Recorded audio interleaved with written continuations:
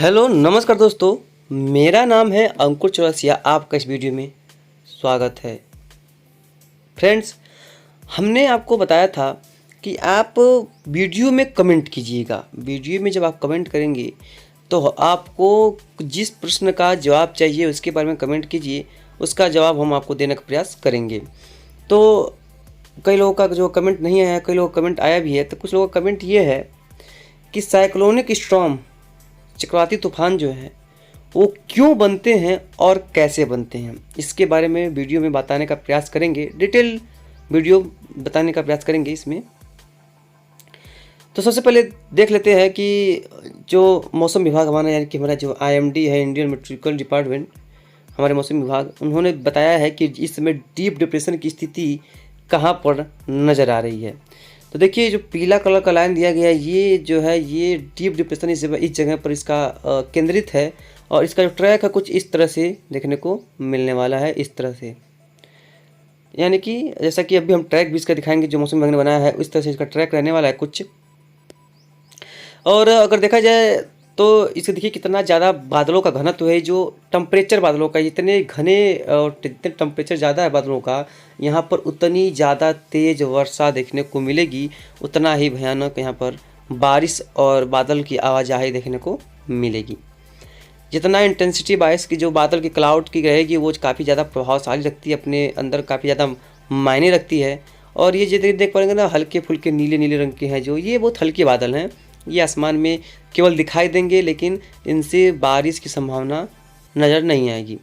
ये तटीय इलाकों पर देखिए, तूफान से पहले की शांति है, वहाँ पर हल्के हल्के बादल पहुँच रहे हैं, कोई ज़्यादा खास बादल यहाँ पर नहीं पहुँच रहे हैं।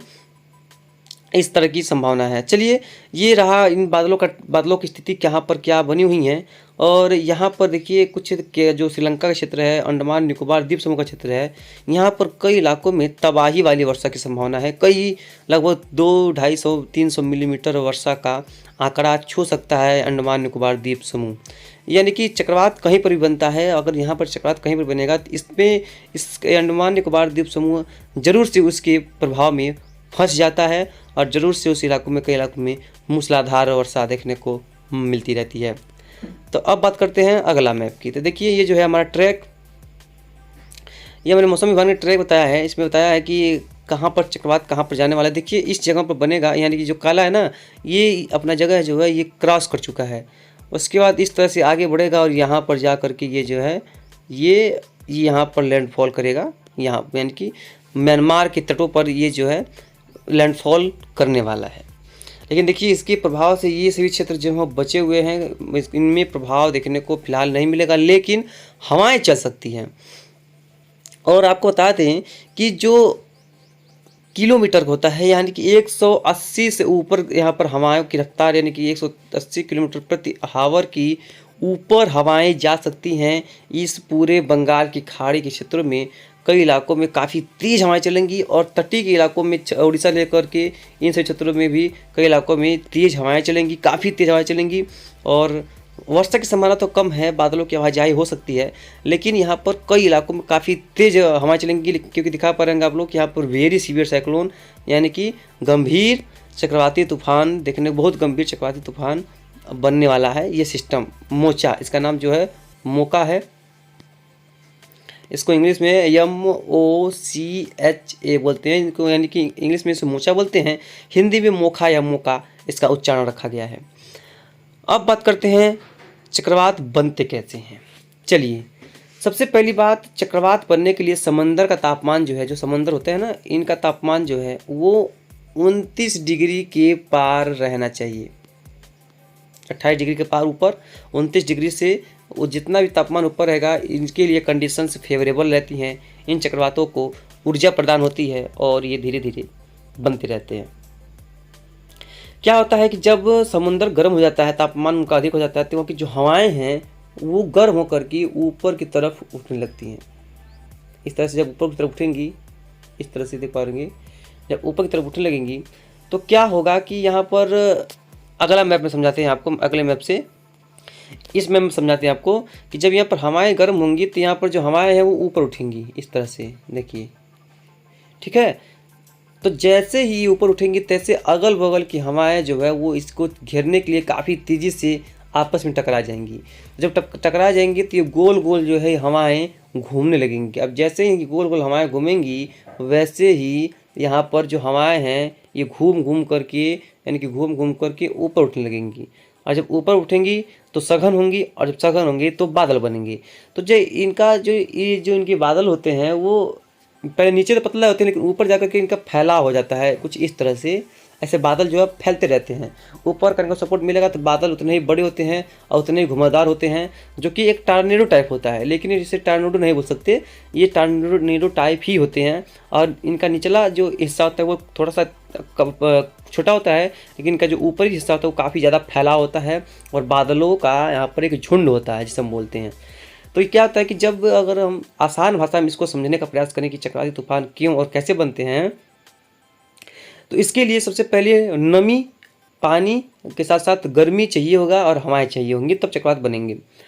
जब गर्म हवाएं ठंडी हवाएं आपस में मिलती हैं तो वहाँ पर एक घुमावदार आकृति बनती है, जो कि नीचे से लेकर के ऊपर की तरफ उठती रहती है, जिसको हम उष्णकटिबंधीय चक्रवाती तूफान बोलते हैं। जब लो प्रेशर एरिया बनता है यानी कि जब कम दबाव का क्षेत्र बनता है तो यहाँ पर हवाएं काफ़ी तेज़ी से अपने आप में घूमने लगेंगी। और जब घूमने लगेंगी तो ये क्या होगा कि ये धीरे धीरे जो है ये तापमान, क्योंकि समंदर फेवरेबल है यानी कि समंदर गर्म है, तो ये धीरे धीरे और मजबूत होगा।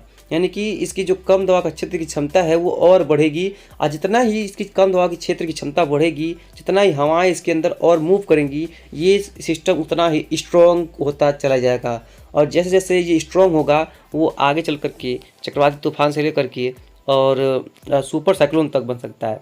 अगर मौसम विभाग की माने तो उनका कहना ये है कि चक्रवाती तूफान जो है वो उस सिस्टम को कहा जाता है जो कि 30 किलोमीटर से लेकर के 300 किलोमीटर की प्रति घंटा की रफ्तार से हवाएं चल सकती है उनके अंदर। और ये जहाँ पर जाते हैं वो काफ़ी भीषण तबाही लाते हैं।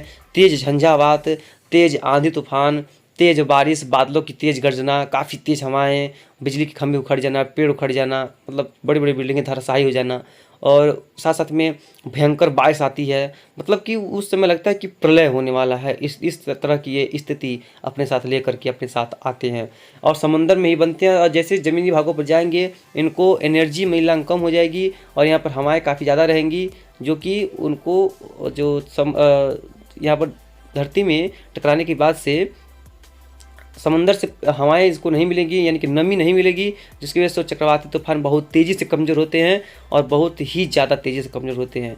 लेकिन कम जब मानसून सीजन रहता है तो हवाएं लगातार नमी पहुंचाती रहती हैं, जिसकी वजह से जो कम दबाव के क्षेत्र रहते हैं वो 4-5 दिनों तक जो है सर्वाइव कर जाते हैं, यानी कि 4-5-6 दिनों तक वो सर्वाइव कर जाते हैं।